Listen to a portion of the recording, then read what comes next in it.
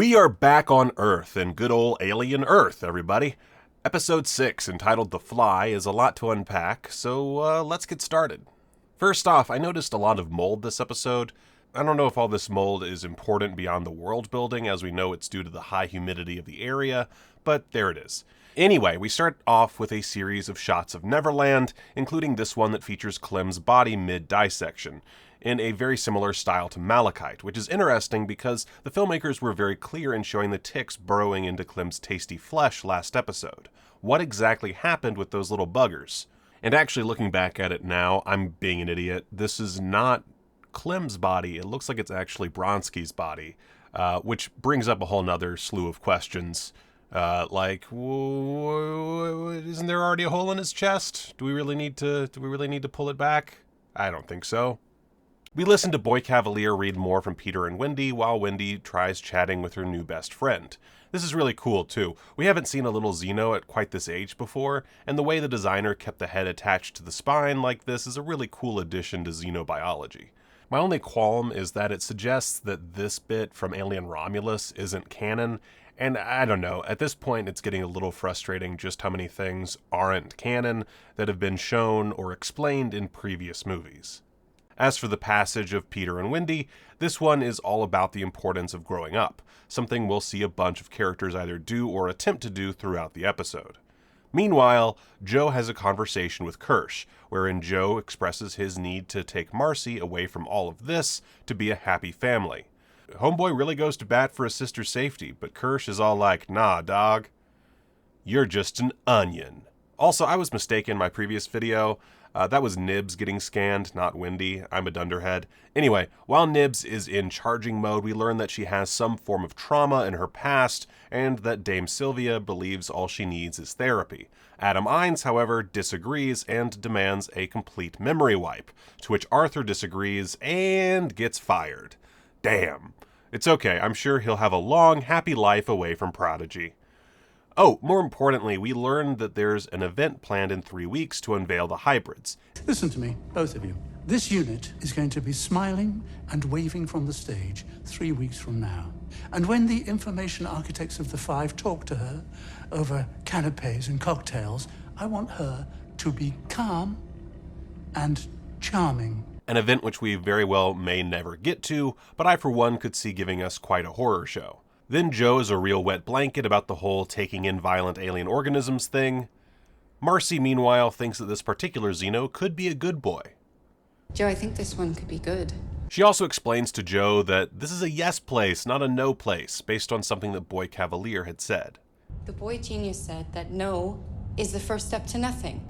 Being nothing, achieving nothing, and here, we say yes. And finally, Joe's poor little soul gets crushed on camera when Marcy implies she doesn't want to go.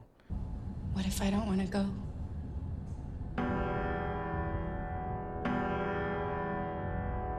Watch this, Lise. You can actually pinpoint the second when his heart rips in half. In Chicago, Yutani takes a visit from Boy Cavalier, who is, shock and awe, fully feed out.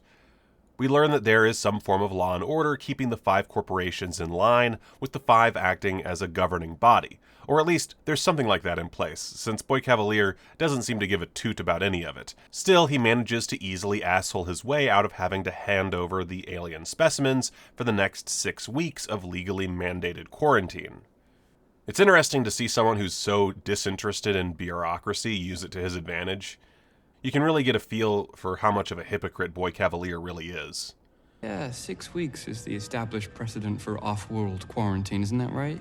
It's this look that makes me think Morrow is actually going to be the one to kill Boy Cavalier. Yikes.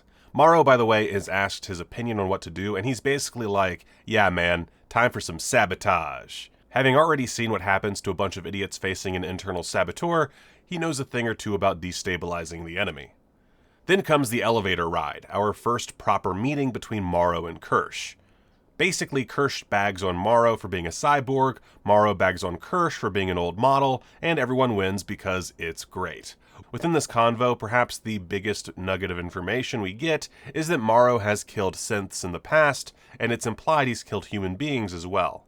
And actually, so does Kirsch, which, isn't there like a law or something stopping synths from killing people? Yikes. Yikes, yikes, yikes. Hyperdyne Systems 128 too. Well, that explains it, and the A2s always were a bit twitchy. Meanwhile, Dame, is her literal first name supposed to be Dame, or is it a title? That's bugging the crap out of me. Dame Sylvia does what she's told and erases Nib's memory to before the crash. Nibs wakes up in bed with Wendy standing over her, and Wendy immediately spills about the baby incident. You said you were gonna have a baby. You're right. And here, I'm a little shocked that there's no protocol in place to stop the other hybrids from telling Nibs about the crash, or the baby, or anything.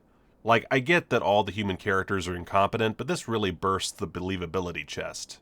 Later, maybe the next day, considering we get more Peter Pan from Cavalier, Slightly is interrupted by Smee, who is really desperate for friendship, and who I suspect Slightly will wind up having to recruit to transport a certain you-know-who.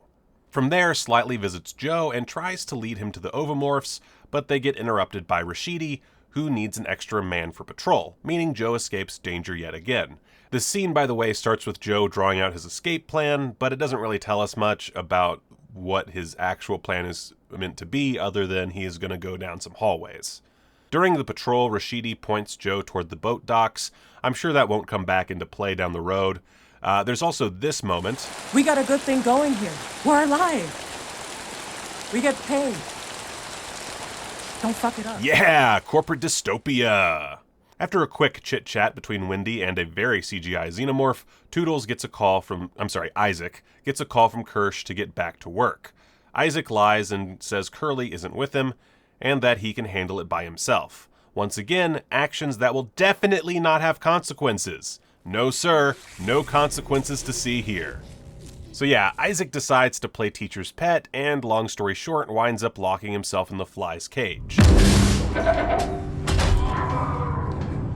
Whoopsie doodle. Turns out the hybrids are just as accident prone as the humans in this universe. So does this mean that Isaac is dead? The flies apparently feed on electronics, so it would seem they pose the greatest threat to our synthetic characters. Wendy confronts Dame Sylvia not just about erasing Nib's memory, and... That's not my name. Sorry. Marcy, there's too many names in the show. Marcy protests the way the specimens are being treated and laments the human feelings she's burdened with. Their discourse ends with Marcy suggesting Dame Sylvia is what's wrong. Joe goes to Arthur to ask if his sister is safe on the island, to which Arthur guides Joe's eyes to a monitor where he types out a warning, the code for the boat docks, and that he's turned off the hybrid's trackers. Great news for Joe, but it quickly turns to bad news for Arthur, who notices that a warning has popped up. Toodles is no longer connected. Arthur goes to look into this by himself, of course, despite being fired, and runs into Slightly, who helps the only way he can, by unleashing a facehugger to take down poor Arthur. Finally, something I was right about. Teoslus over here, by the way, just watching as everyone else gets to go get their freak on. That eyeball, she be plotting.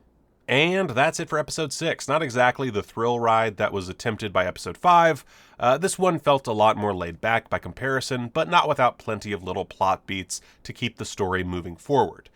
We finally got an answer as to why Toodles isn't in the cage in this shot from the season trailer, and we now know that this shot of Nibs is just a tad more complicated, what with the whole memory wipe thing.